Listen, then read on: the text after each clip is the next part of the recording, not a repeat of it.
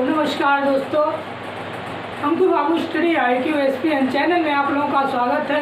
मैं लोकेश मान। आज आप लोगों के सामने नया सब्जेक्ट जिसका नाम है इन्वायरमेंट। इन्वायरमेंट के बारे में हम बात करेंगे कि इन्वायरमेंट के अंतर्गत क्या क्या चीज़ें आती हैं, क्या क्या चीज़ें नहीं आती हैं, और देखते हैं कि पर्यावरण जो है, इन्वायरमेंट मतलब पर्यावरण क्या है क्या नहीं है। मतलब कि जो पर्यावरण है वो दो शब्दों से मिलकर बना है। एक तो परि प्लस आवरण। परि मतलब चारों, आवरण माने चारों ओर से ढका हुआ। मतलब परि माने चारों ओर, आवरण का मतलब ढका हुआ, चारों ओर से ढका हुआ, तब होता है पर्यावरण। तो ये पर्यावरण जो शब्द है कहाँ से बना लिया गया है? फ्रेंच भाषा का शब्द है। इसका इन्वायरनर शब्द जो है ये कहाँ से लिया गया है? फ्रेंच भाषा से लिखा शब्द है, जिसका अर्थ होता है घिरा हुआ। क्या होता है? घिरा हुआ। तो आए हम देखते हैं क्या है। देखिएगा, पर्यावरण।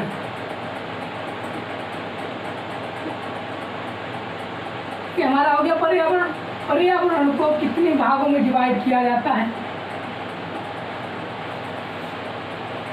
पर्यावरण को है वो कितने, एक अजैविक भौतिक संघटक। कौन सा? अजैविक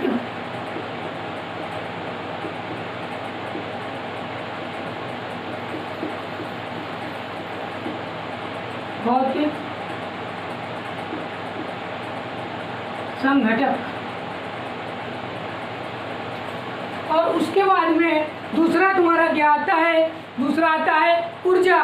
दूसरा क्या है ऑप्शन? ऊर्जा।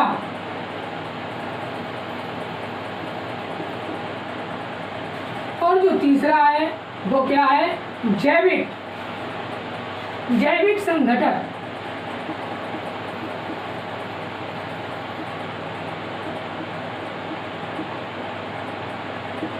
जो जैविक संघटक होता है, अजैविक में 4 होते हैं। अजैविक जो होता है इसमें तुम्हें 4 मिलेंगे। 4, पहला ऑप्शन क्या होगा आपका? पहला होगा स्थल मंडली।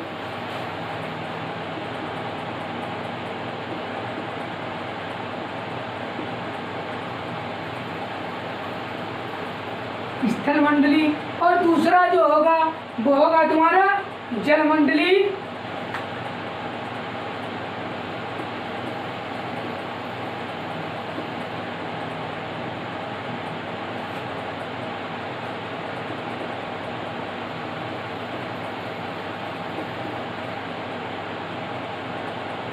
और वायुमंडली। यहाँ तक हम पहुँचते हैं। जो वायुमंडली ऊर्जा के कार्य, जो ऊर्जा के स्रोत होते हैं वो आ जाते हैं। और यहाँ पर क्या दिया गया? जैविक में 2 होते हैं। एक तो तुम्हारा जंतु हो जाएगा और एक हो जाएगा वनस्पति।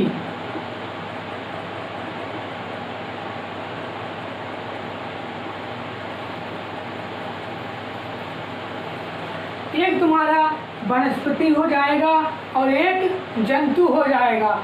क्या है? ये संघटक है।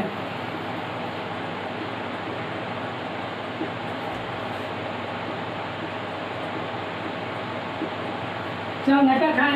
इनके बारे में हम बात करेंगे, डीपली तरीके से बात करेंगे कि कैसे और क्या होगा।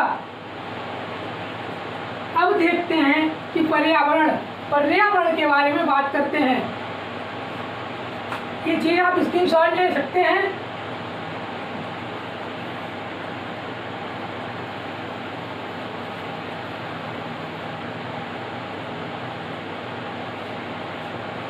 अब बात करेंगे पर्यावरण।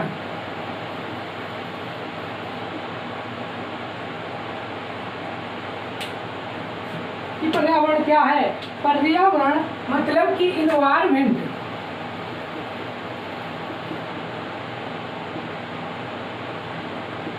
इन्वायरमेंट जो सा है, ये शब्द हमने कहाँ से बताया था? इन्वायरनर।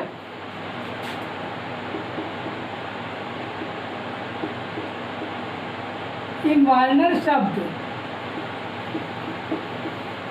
फ्रेंच भाषा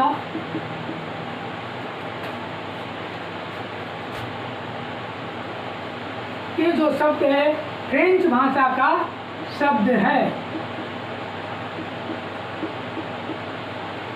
फ्रेंच भाषा का शब्द है जिसका अर्थ है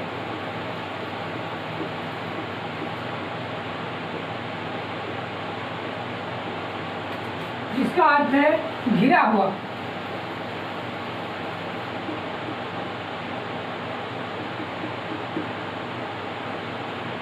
और पर्यावरण जो होता है, पर्यावरण को यहाँ पर ऐसे लिखते हैं सभी को, परि प्लस आवरण, पर्यावरण। जब ये चीज यहाँ पर आ जाती है, पर पृथ्वी पर जैविक और अजैविक तो है,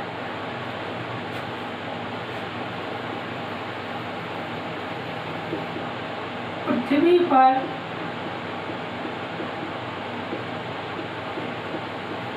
जैविक संगठक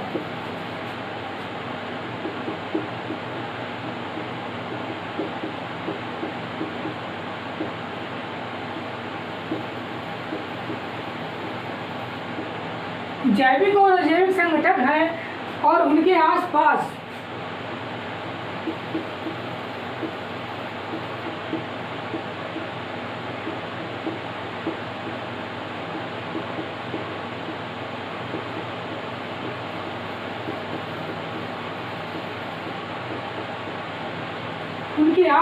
चारों ओर के वातावरण को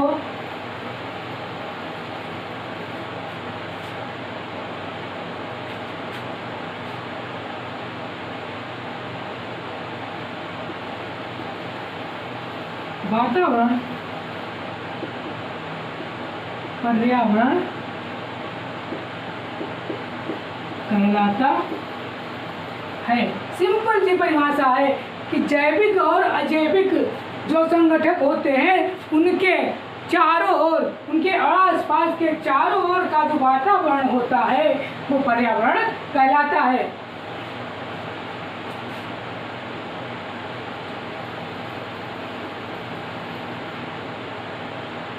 जो पर्यावरण होता है, पर्यावरण में कौन कौन सी चीजें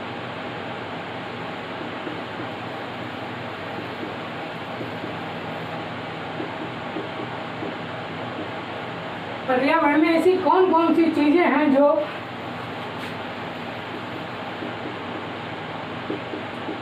सम्मिलित की जाती हैं, जैसे देखने को मिलता है जैविक और अजैविक घटक क्या है, कौन है?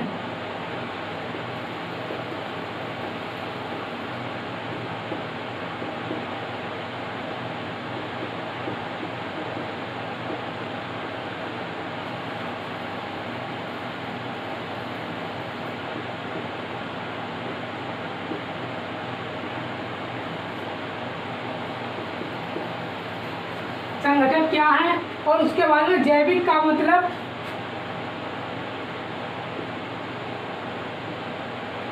जो जैविक होता है इसको क्या कहते हैं? जीव, जिनमें जीवन हो।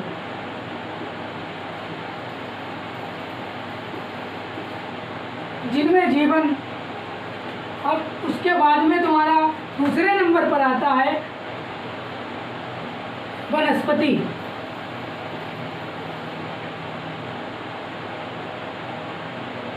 वनस्पति हो गया। अब इसके बारे में हम देखते हैं आगे कि अजैविक घटक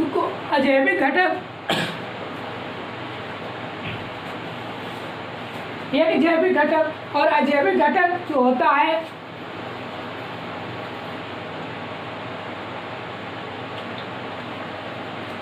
जैविक घटक और अजैविक घटक जो होते हैं वो हमको प्रभावित किस प्रकार से हमको प्रभावित कर रहे हैं, ये चीज़ भी हमको क्लियर होनी चाहिए कि जो जैविक और अजैविक घटक होते हैं वो हमको किस तरीके से प्रभावित कर रहे हैं। जब सपोज दैट मान लीजिएगा कि टुंड्रा प्रदेश जो है, अगर आप टुंड्रा प्रदेश में रहेंगे तो आप गोरे हो जाएंगे। वहाँ क्यों आपको धूप नहीं देखने को मिलेगी, इस वजह से आप गोरे हो जाएंगे। और उसी तरीके से आप विषुवत रेखीय क्षेत्र में रहेंगे, मतलब विषुवत रेखीय जहाँ पे हम लोग जैसे रह रहे हैं ऐसे रहेंगे, तो वहाँ हम सामने रहेंगे, गोरे नहीं हो पाएंगे ज़्यादा, सामने रहेंगे। और सामने रहेंगे कहीं ना कहीं पर अजैविक घटक हमें प्रभावित करने का कार्य कहीं ना कहीं तो करते रहते हैं, एनी टाइम करते रहते हैं। तो क्या देखने को मिलता है, सभी चीज़ों हमें प्रभावित करने का कार्य करती हैं। वनस्पति जगत के साथ जयमंडल, वायुमंडल और स्थल मंडल, वनस्पति स्थल के साथ में जलमंडल, वायुमंडल, स्थल मंडल सभी प्रकार एक दूसरे को प्रभावित करते रहते हैं।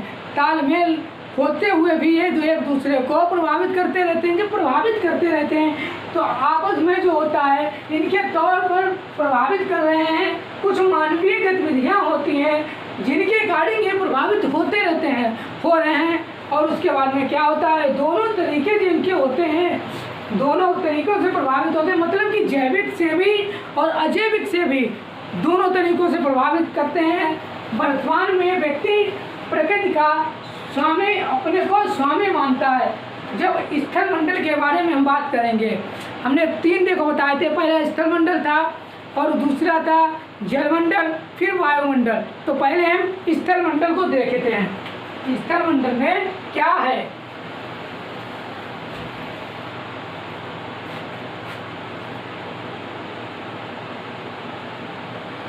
स्थल मंडल में के बारे में जब हम बात करते हैं कि हमको कैसे प्रभावित करता है, देखते हैं कैसे हम उसको प्रभावित करते हैं और कैसे हमको प्रभावित करता है।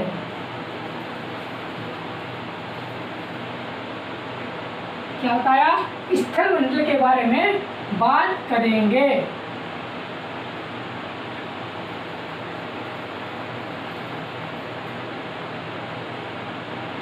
स्थल मंडल, स्थल पर रहने वाले जैसे कि जीव हो गया, मानव हो गया, जंतु हो गए इत्यादि मंडलों से जुड़ा हुआ रहता है।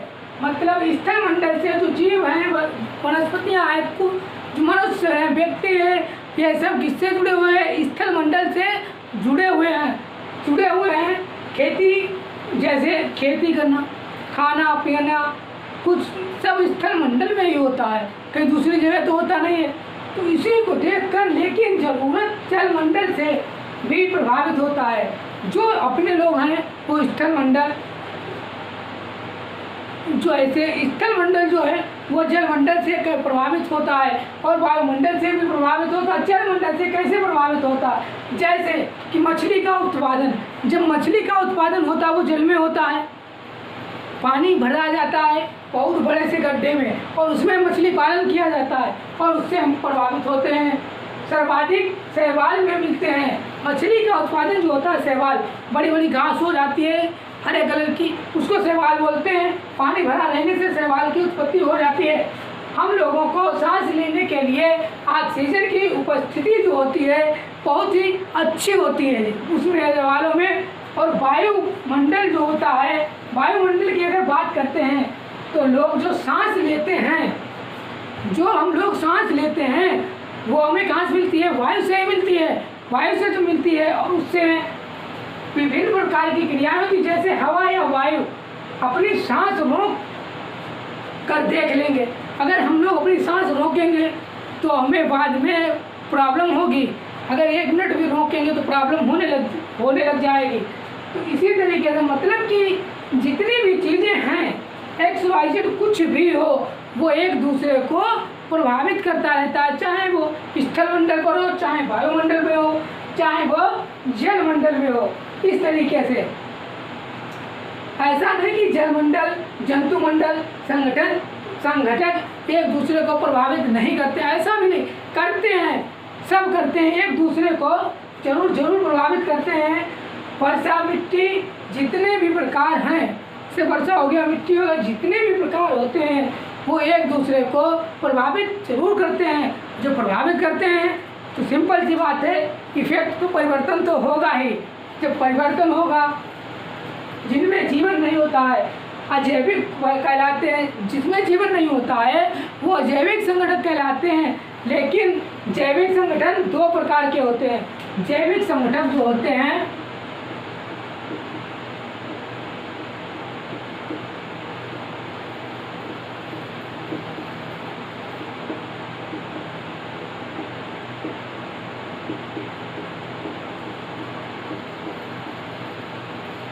जैविक संगठक दो प्रकार के होते हैं। नंबर 1 तुम्हारा होता है वनस्पति संगठक,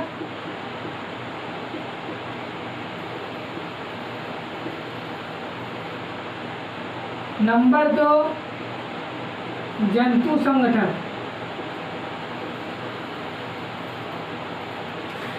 जंतु संगठक और वनस्पति संगठक, इनके बारे में हम बात कर रहे हैं कि वनस्पति संगठक जो होता है, अब यहाँ पर हम डाल देंगे वनस्पति संगठक।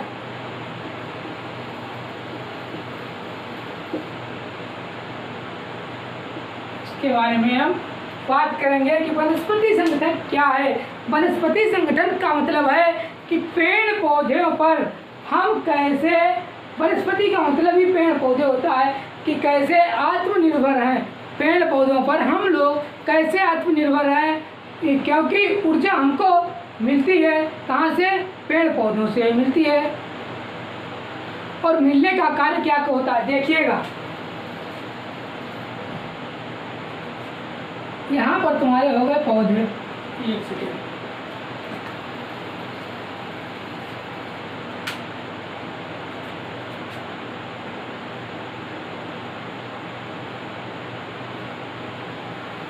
पौधे, पौधे के बाद में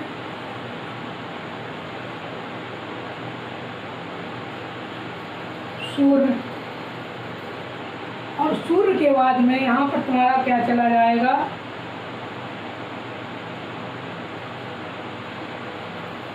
शाकाहारी और मांसाहारी।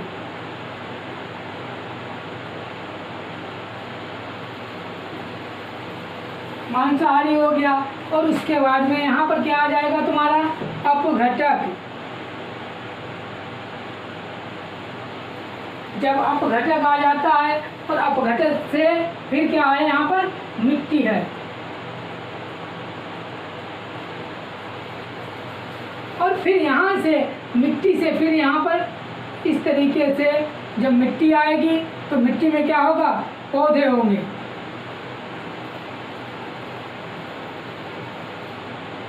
इस तरीके से क्या होता है, चलते हैं ये सब। अपघटक जो क्या करेगा, कोई भी जीव पैदा करेगा। यहाँ से देखो पेड़ पौधे हैं, पेड़ पौधे से चाहे वो शाकाहारी हो या मांसाहारी हो, कोई भी हो, पौधे पैदा होंगे, फिर अपघटक हो, अपघटक मिट्टी में जाएंगे, मिट्टी से फिर पौधे बनेंगे। इनका क्रम इस तरीके से चलता रहता है और वो अपनी एक अंतिम अवस्था में मर जाता है, क्योंकि प्रकृति का नियम है कि मरना जरूरी है। जब व्यक्ति मरेगा तो लाश होती है, जब मर जाता है तो लाश बन जाता है। लाश बन जाने के बाद में क्या होता है, उसको अपघटक, ये देखिएगा, जब अपघटक मतलब लाश बन जाता है, मिट्टी में डाला जाता है। अपघटक जो होते हैं वो उस लाश को मिट्टी बना देते हैं, और जब मिट्टी बना देते हैं तो वहाँ पर कुछ ना कुछ पौधे उगते हैं। तो इसी तरीके से और छोटे छोटे टुकड़े कार्बन के रूप में कर देता है। जब अपघटक जो लाश होती है उसको बहुत छोटे छोटे टुकड़े बना देता है, और क्या होता है, इसी चक्रीय क्रम चलता रहता है। इसी तरीके से चक्रीय क्रम चलता रहता है। अब हम देखते हैं, वनस्पति हमारा हो गया। अब देखेंगे वनस्पति संगठन।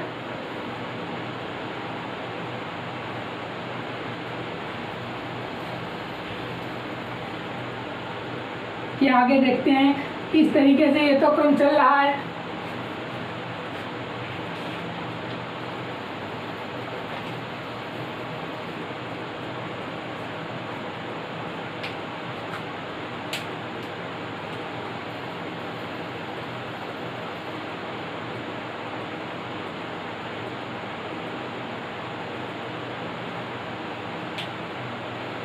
यहाँ पर नंबर 1 देखिए, क्या है तुम्हारा, भूमध्य रेखीय।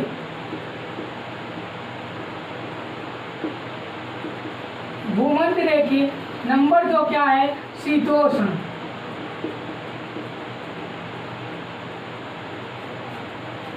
फिर number 3 taiga. Number 4 tundra. Tundra, ये तुम्हारे चारों प्रदेश हो गए हैं। और टेंड्रा और टुंड्रा,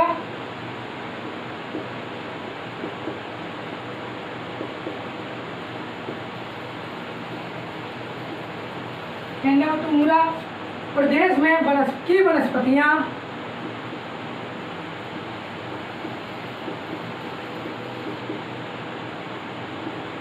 नुकीली होती हैं। क्यों? वहाँ पर बर्फ गिरती है तो पत्तों पर ना जमे, इसलिए वहाँ की नुकीली होती हैं।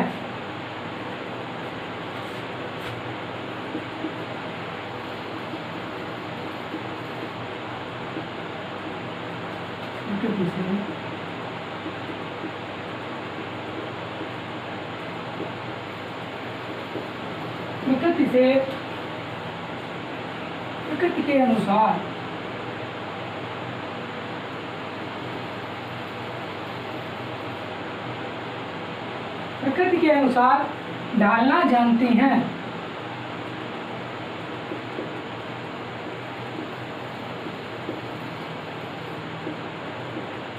प्रकृति के अनुसार ढालना जानती हैं। नुकीली इसलिए बन गए क्योंकि उन पर बर्फ ना टिके।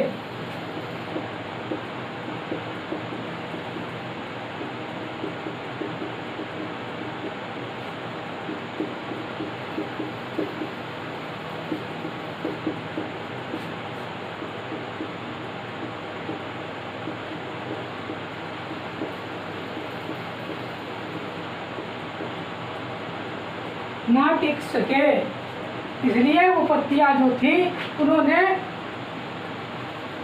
ना टिके और नीचे गिर जाए। क्या करें? और नीचे गिर जाए।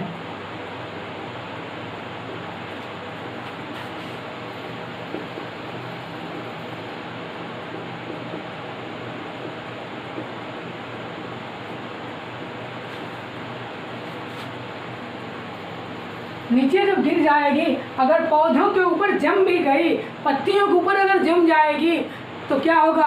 उसके पत्ते जो होंगे वो सूख जाएंगे और गिर जाएंगे, सूख कर गिर जाएंगे। जैसे देवदार हो गया, पेड़ चिड़ गए और पौधे मिलेंगे। रेगिस्तान में पौधे मांसाल दिखते हैं, मांसाल।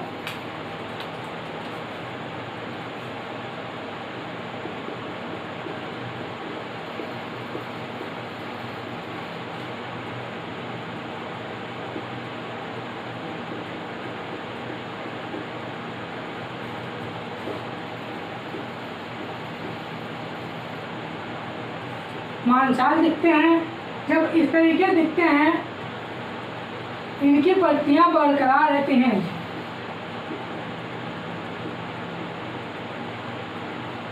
जिनकी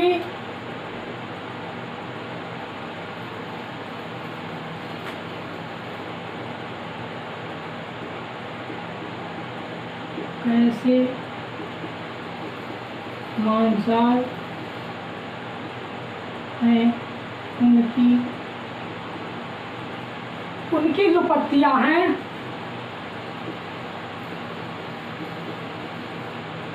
इनकी जो पत्तियां होती हैं वो कैसी होती हैं? बरकरार।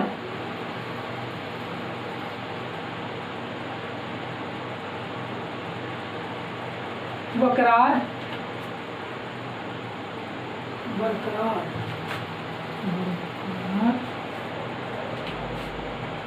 नहीं, नांग फनी।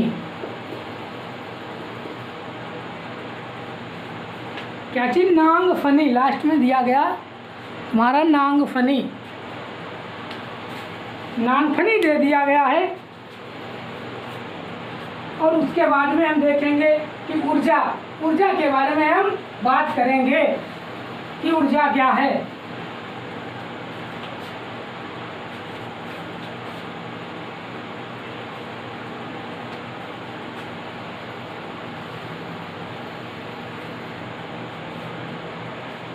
अब यहाँ पर बात करेंगे इसकी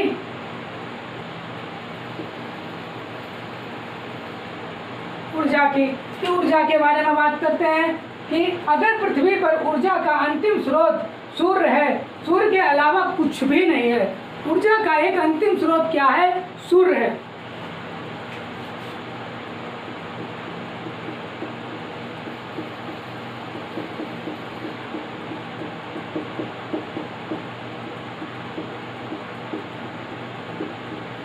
इसके अलावा दूसरा कोई स्रोत नहीं है। सबसे ज़्यादा इसी से ऊर्जा हमको प्राप्त होती है। सूर्य के अलावा कुछ भी नहीं है, क्योंकि उसकी ऊर्जा सूर्य पर ही निर्भर करती है तथा तापीय ऊर्जा से ही मिलती है। जो ऊर्जा होती है वो तापीय ऊर्जा से ही हमें ऊर्जा प्राप्त करता है, मिलती है। तथा तापमान बढ़ेगा तो स्थलमंडल में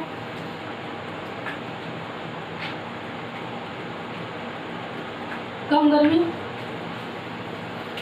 देखिएगा जब तापमान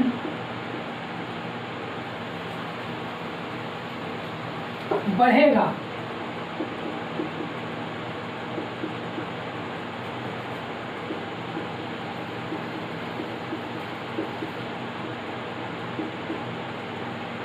तो स्थलमंडल से में उष्णकटिबंध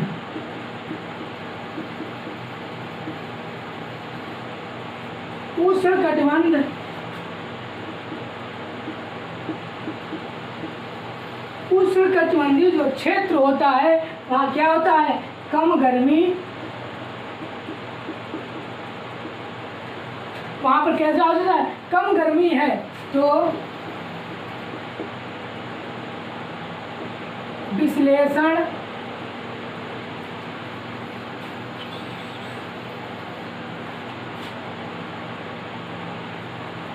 तो शीतोष्ण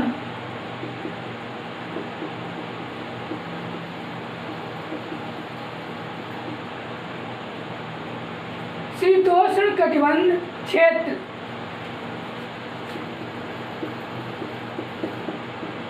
सब ऊर्जा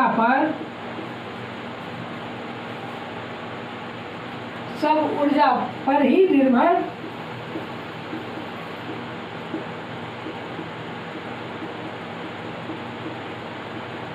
कर रहे हैं। जब तापमंडल को देखते हैं कि जलमंडल को कैसे प्रभावित करता रहा है, प्रकाश के आधार पर विभाजित किया जा सकता है। प्रकाश का प्रभाव पौधों को देखने को जो मिलता है, जब पौधों को देखने जो होता इस जल में जो पौधों को देखने को मिलता है ताप, तो वहाँ क्या जल तो वनस्पतियाँ सीधे पौधों पर ही निर्भर करती हैं। जो वहाँ की वनस्पतियाँ होती हैं वो पौधों पर ही निर्भर करती हैं, क्योंकि जब धीरे धीरे विकसित होगी और फिर उसके बाद बेलाचयी क्षेत्र होता है। क्या चीज़? बेलाचयी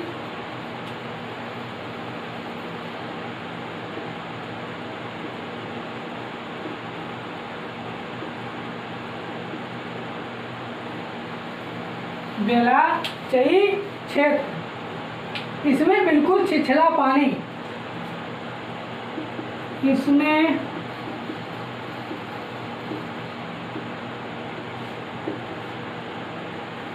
छिछला पानी, छिछला का मतलब ऊपर यानी छिछला पानी। हाँ,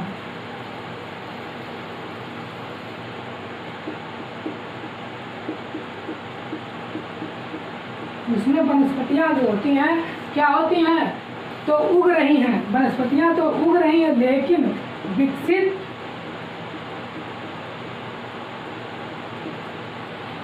उग रही हैं, लेकिन पानी बहुत छिछला है।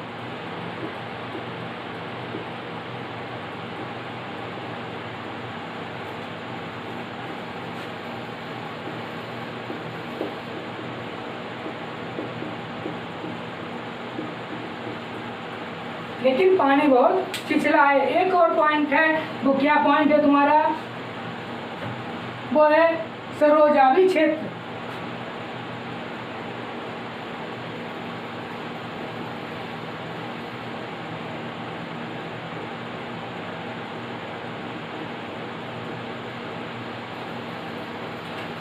सरोजावी क्षेत्र। सरोजावी क्षेत्र में क्या देखने को मिलता है? सरोजावी क्षेत्र जो है प्लाट वगैरह देखने को मिलता है।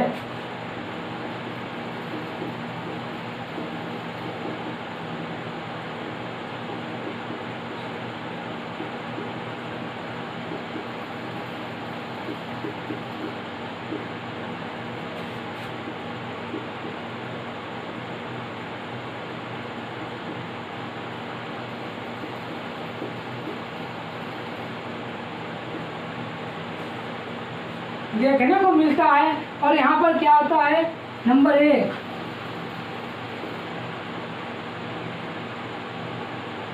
जू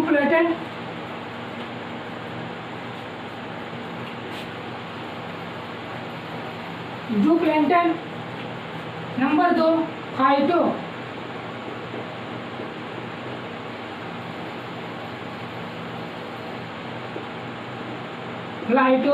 प्लेंटेन, नंबर 3 पे क्या नंबर 2 है। उसके बाद में हमें क्या देखने को मिलता है कि यहाँ की जो होती है, इसके बाद गहरा समुद्र शुरू हो जाता है, जहाँ तक प्रकाश जो होता है वो पहुँच ही नहीं पाता है। इतना पहुँचने के बाद में, इतना समुद्र तक हम पहुँच जाते हैं और उसके बाद में कि वहाँ तक प्रकाश नहीं पहुँच पाता है। जब प्रकाश नहीं पहुँचेगा तो वहाँ पर हमको वनस्पतियाँ विकसित हुई नहीं दिखेंगी, ना विकसित होंगी। इसी तरीके से जल को कैसे ऊर्जा कैसे प्रभावित करती है, ये चीज़ आप लोग समझ गए होंगे। इसके बाद में हम देखते हैं आगे इसके क्या होता है।